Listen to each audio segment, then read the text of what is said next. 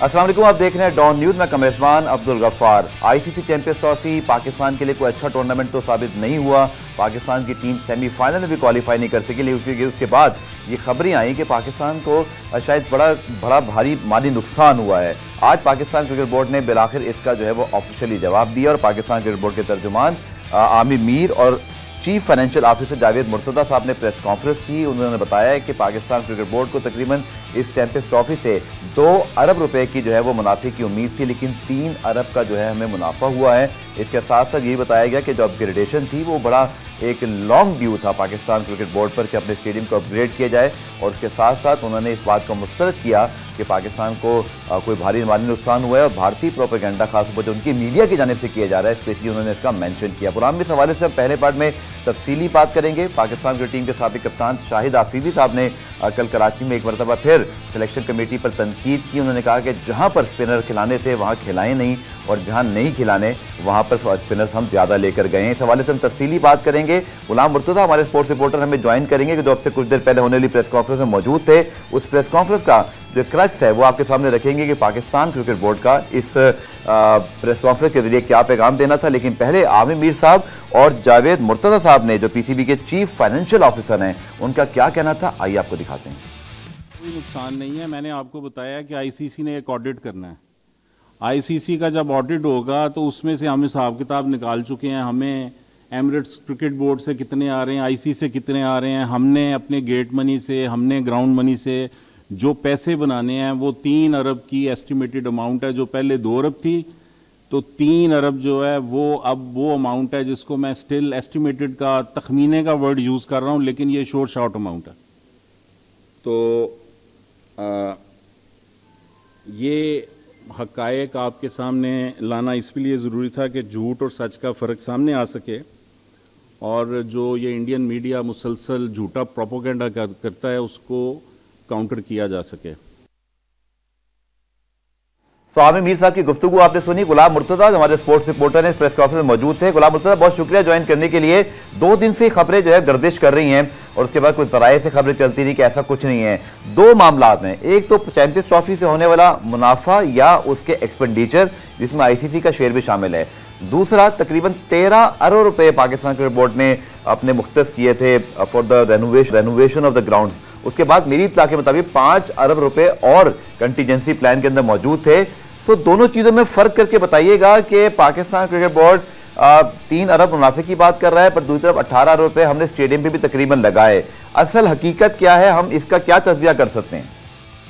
जी, Pakistan cricket board की जानिब से ये कैटेगोरिकली कहा गया कि चैंपियन ट्रॉफी में जो भारतीय मीडिया की जानिब से प्रोपेगेंडा किया जा रहा था कि पाकिस्तान को चैंपियन ट्रॉफी में नुकसान हुआ है, तो उसका नुकसान नहीं हुआ। तर्जुमान पाकिस्तान क्रिकेट बोर्ड आमिर मीर की जानिब से ये कहा गया कि हमने जो तखमीना लगाया था इस चैंपियन ट्रॉफी से वो 2 अरब रुपए का फायदा का मुनाफा हमने जो तखमीना लगाया था, लेकिन हमें 3 अरब रुपए का मुनाफे का तखमीना अभी सामने आ रहा है। तो 3 अरब का मुनाफा होगा, जिसमें जो दुबई के मैचेस हैं वो भी इसमें शामिल किए गए हैं। दूसरी, आपने जो बात की कि स्टेडियम की रेनोवेशन के ऊपर पाकिस्तान क्रिकेट बोर्ड की जानिब से अपग्रेडेशन के लिए बाकायदा तौर पे जो बोर्ड मेंबर्स हैं उनकी इजाजत के बाद 18 अरब रुपए रखे गए थे जो 2 फेजेस में तीनों स्टेडियम की अपग्रेडेशन के लिए।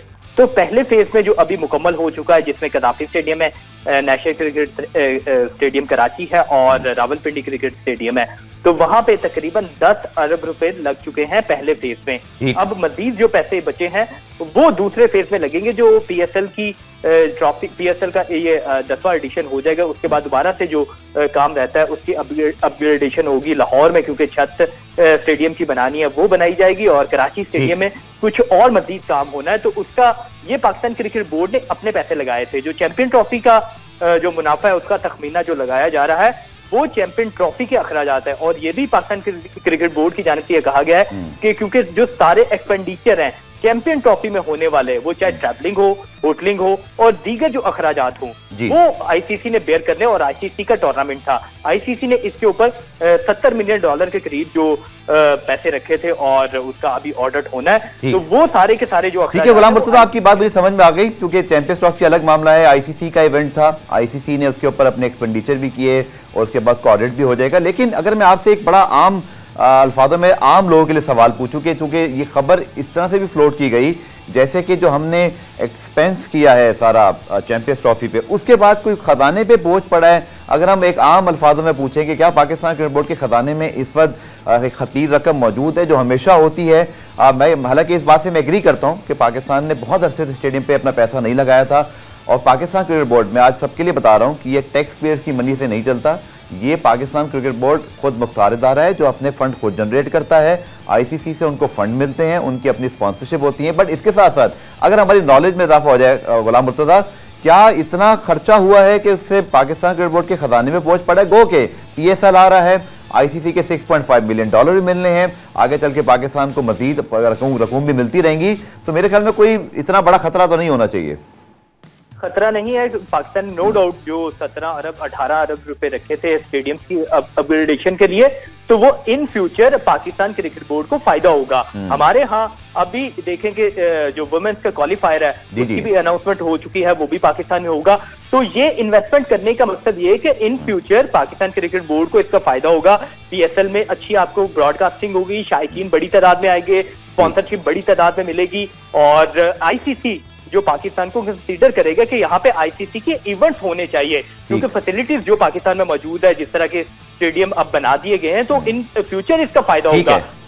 वक्ती तौर पे हमें ऐसा लगता है क्योंकि 17-18 अरब रुपए जब खर्च किया जाता है, एक खजाने से जाता है, तो उसका थोड़ा खजाने में जितने पैसे होते हैं तो थोड़े कम तो जरूर होते हैं, लेकिन इन लॉन्ग टर्म ये 30 सालों के लिए ये पाकिस्तान क्रिकेट बोर्ड की जानिब से ये भी कहा गया है कि ये स्टेडियम की। अच्छा गुलाम मुर्तज़ा, आपने फरमाया कि जो ये एक्सपेंस है ये में काम आएगा, इसमें कोई शक नहीं है, क्योंकि हमारे अपने ग्राउंड हैं, इन्वेस्टमेंट हुई है और लोग भी इसको बड़े अरसे से मुतालबा कर रहे थे। लेकिन जो मामला हुआ क्लोजिंग सेरेमनी में, आज आमिर मीर साहब ने शायद वादे कर दिया कि मोहसिन नकवी साहब बीमार थे इसलिए नहीं जा सके, वहां पर जो है सुमैर साहब मौजूद थे, लेकिन हमने देखा कि चाहे वो तराने वाला मामला था, लोगो वाला मामला था, या अब अगर हम बात करते हैं ये जो क्लोजिंग सेरेमनी वाला, ऐसे लगता है जैसे पाक पीसीबी और आईसीसी आमने सामने आ खड़े हुए, और अभी भी पीसीबी कहीं ना कहीं मुझे बातों से लग रहा है जैसे मुतमईन नहीं है उन तमाम वजाहत से जो कि उन्होंने की है। तो कुछ थोड़ा आमने सामने लिए सूरत हाल है। इस पर लेटेस्ट क्या है? आईसीसी ने कोई इसका ऑफिशियल रिप्लाई किया उसके बाद?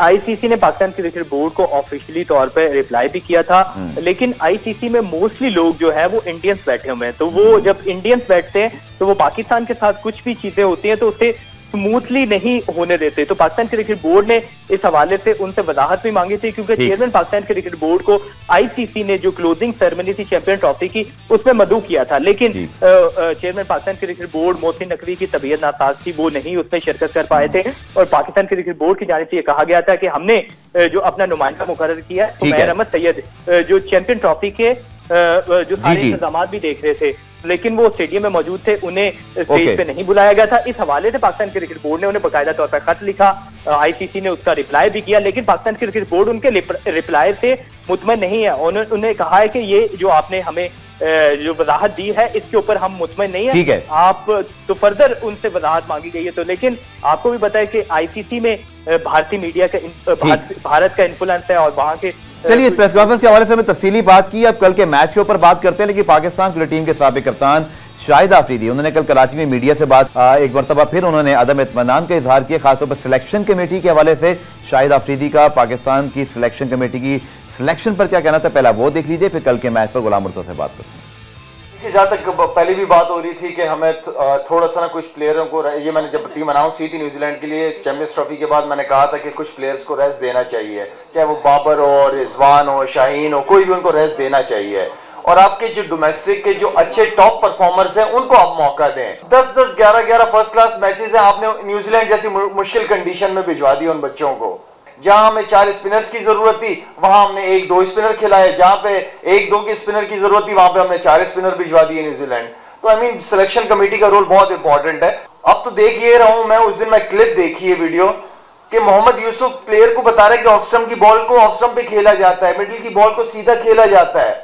यार पाकिस्तान टीम है कि अंडर 14 की टीम है? पाकिस्तान टीम सीखने सिखाने की जगह नहीं है। शाहिद आफरीदी ने जो बात की, यही बातें तकरीबन कमोबेश हम सब कर रहे हैं, और उन्होंने बिल्कुल ठीक पॉइंट किया कि हमने बिल्कुल सही सिलेक्शन नहीं की चैंपियंस ट्रॉफी और दौरे न्यूजीलैंड पर। लेकिन गुलाम मुर्तज़ा क्विकली अगर आप मुझे बता सकें, क्योंकि मुझे ब्रेक पे जाना है, कि कल पाकिस्तान का तीसरा T20 इंटरनेशनल मैच है, कुछ चेंजेस एक्सपेक्ट कर रहे हैं कल के मैच में हम? चेंजिंग तवक्को की जा रही है। शाहिनशाह अफरीदी को भी रेस्ट करवाया जा सकता है, ऊपर से ओपनर भी हम तब्दील कर सकते हैं, क्योंकि पाकिस्तान की गुलाम मुर्तजा अभी भी ये रेस्ट होगा शाहिनशाह अफरीदी के लिए, लेकिन अभी तो वो टूर्नामेंट में शामिल है ना, तो जब वो टूर्नामेंट में शामिल है और वो टूर का हिस्सा है, तो वो फिर तो उन्हें रेस्ट ही कहा जाएगा ना, क्योंकि अभी तो उन्हें ये नहीं कहा जा सकता कि उन्हें ड्रॉप करके वापस भेजा जा रहा है। तो इम्कान जाहिर किया जा रहा है कुछ लोगों को रेस्ट करवाया जाएगा। 5 बॉलर्स में से मोहम्मद अब्बास को खिलाए जाने का इम्कान है, दूसरा ओपनर तब्दील किए जाने का भी इम्कान जाहिर किया जा रहा है। ठीक है, गुलाम मुर्तजा हमारे साथ मौजूद है, बहुत शुक्रिया आपका। प्रोग्राम में ब्रेक शामिल करते हैं, ब्रेक से जब वापस आएंगे तो पाकिस्तान के बच्चों ने स्पेशल कारकर्दगी दिखाई, इस हवाले से बात करेंगे शॉर्ट कमर्शियल ब्रेक के बाद।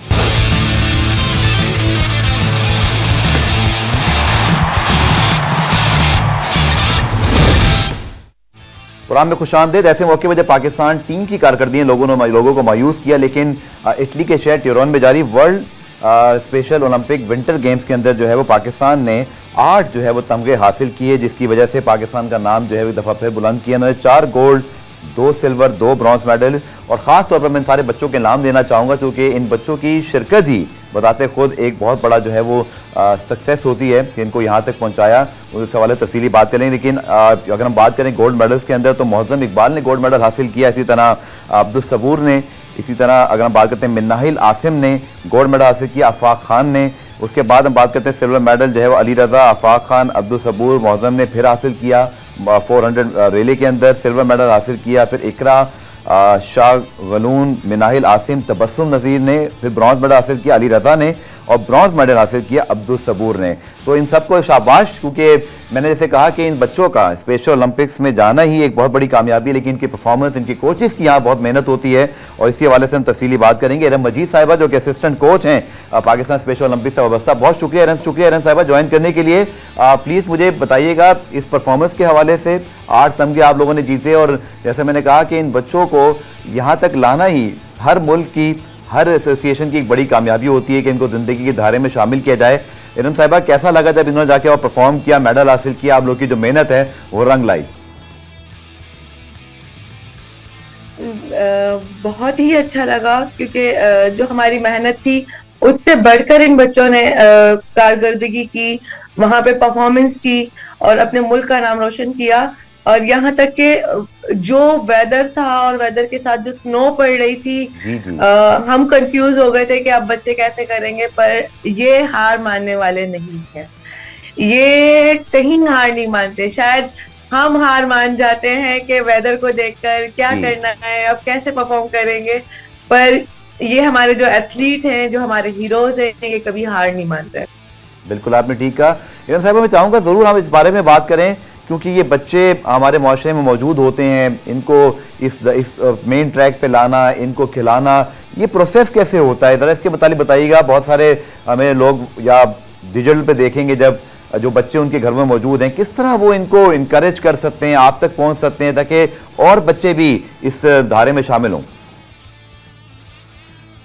जी बिल्कुल, हमारा एयर अराउंड ट्रेनिंग प्रोग्राम होता है, जिसमें हम लोग अलग अलग वेन्यूज पर जाके ट्रेनिंग करवाते हैं बच्चों को। स्कूल से लेते हैं, कुछ इंडिविजुअल होते हैं, इंडिपेंडेंट आते हैं, तो उनको हम लोग ट्रेनिंग वेन्यूज बता देते हैं, जो जो हम तक पहुंच सकता है तो वो ट्रेनिंग वेन्यूज पर लेकर आता है, तो हम उनको एयर अराउंड ट्रेनिंग करवाते हैं। फिर उनसे जो है सिटी गेम्स होती हैं, सिटी गेम्स में फिर हम बच्चों को की परफॉर्मेंस देखते हैं, कौन सा बच्चा कहाँ तक पहुंचा और क्या लेवल है उसका, मजीद कौन कौन सी गेम्स में हम उनको पार्टिसिपेट करवा सकते हैं।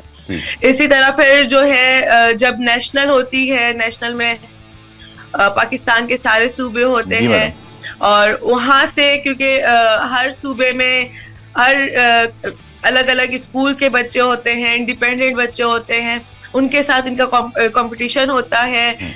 एक उनके अंदर जज्बा मतलब पैदा होता जाता है कि दूसरे इलाके के बच्चों के साथ हमें खेलना है, और फिर उनको होता है कि अच्छा अब हमें कैंप्स में भी जाना होगा। इस तरह से उनकी दोस्तियां बढ़ती हैं अलग अलग रीजन के लोगों के साथ। उनके अंदर शौर पैदा होना स्टार्ट हो जाता है कि हमारे दोस्त भी हैं, यहाँ पे रहते हैं। फिर हमारे कैंप्स आ जाते हैं, उन कैंप्स में इनकी ग्रूमिंग होती है, और ग्रूमिंग के साथ साथ इनका जो है, इनको इंडिपेंडेंट बनाने की हम लोग मतलब साथ ट्रेनिंग के साथ साथ इनकी ग्रूमिंग करते हैं, जिसमें इनको इंडिविजुअल वर्क करना सिखाते हैं, इंडिपेंडेंट बनना सिखाते हैं, ताकि कल को कुछ भी हो ये खुद से अपनी बलबूते पे सब कुछ कर सके। ठीक है साहिबा, जिन वालिदैन के लिए खासतौर पर जिनके बच्चे ऐसे हैं कि उन कैंप्स के जी मैं सवाल ही करना चाहता, जिन घरों में ऐसे बच्चे हैं उन वालिदैन को आप क्या मशवरा देंगे, क्योंकि बहुत सारे शायद अभी भी ऐसे बच्चे होंगे जो नहीं निकलते घरों से, स्पेशल बच्चे, बट ये बच्चे उनके लिए बहुत बड़ी एक इंस्पिरेशन है। आप उन वालिदैन को क्या पैगाम देना चाहेंगी इस सेगमेंट के तवज्जुह से, किस तरह आपने उनकी हौसला अफजाई करनी है और फिर आप लोगों तक लेकर आना है उनको?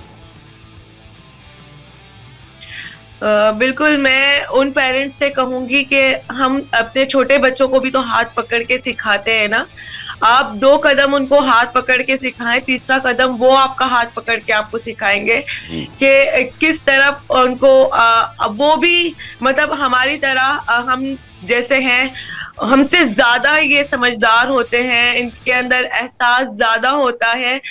हमारे पास ऑल टाइम हमारे लिए हम वर्क करने के लिए तैयार हैं इन एथलीट्स के लिए, और हम चाहते हैं जिन पेरेंट्स ने अपने बच्चों को घरों में रखा है, प्लीज उनको बाहर का माहौल दिखाएं ताकि वो इंडिविजुअल बने, इंडिपेंडेंट बने और अपने मुल्क का नाम इन बच्चों की तरह अफाक मौजम, अली रजा, सबूर या हमारी फीमेल एथलीट्स की तरह अपना नाम रोशन, अपने मुल्क का नाम रोशन कर सकें। ठीक है इरम साहब, हमने देखा कि अरशद नदीम साहब जब जीत कर आए पूरे मुल्क में जश्न मनाया गया, बहुत ज्यादा उनकी हौसला अफजाई, जो बहुत अच्छी बात है कि हमारे यहाँ क्रिकेट के साथ साथ अब दीगर खेलों में भी हीरोज निकले हैं, बने हैं। ये बच्चे जब जीत कर आए, मुझे याद है इससे पहले इनकी हौसला अफजाई होती रही है, अभी ज्यादा दिन नहीं गुजरे, चंद ही दिन हुए हैं जब पाकिस्तान वापस पहुंचे हैं, बट अभी तक कोई हौसला अफजाई या उसका ऐलान या कोई हिंट मिली हो, या हमारे प्रोग्राम के तवज्जुह से आई एम श्योर बाकी मीडिया वाले भी ये काम कर रहे हैं, आई एम श्योर के तवज्जो दिलानी चाहिए ताकि जल्द से जल्द ये काम हो, इन बच्चों की हौसला अफजाई हो और इनके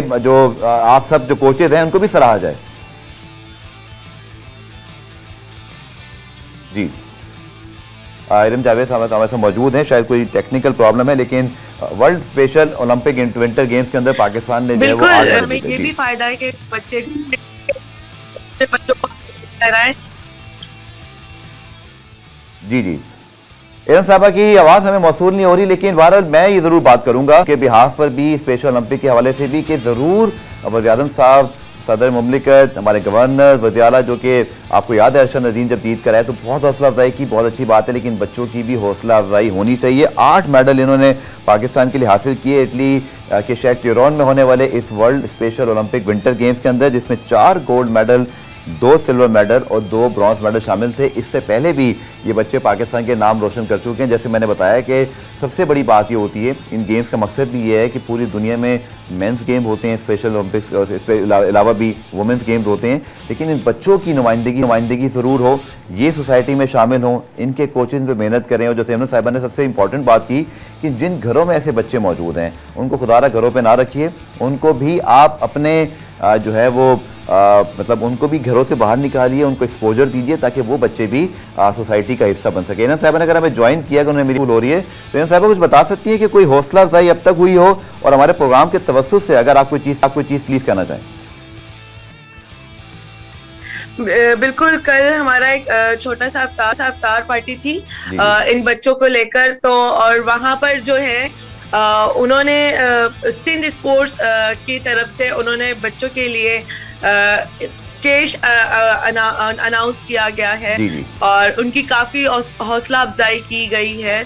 और बाकी हुकूमती सतह पर इरम साहब कुछ हो सका बताइएगा, इंशाल्लाह इसके बाद भी बात करेंगे। हुकूमती सतह पर कुछ हुआ अब तक? जी, हुकूमत की जानिब से आला लेवल पर कुछ ऐसी बात हुई अब तक? कोई किसी ने इनवाइट किया अभी तक?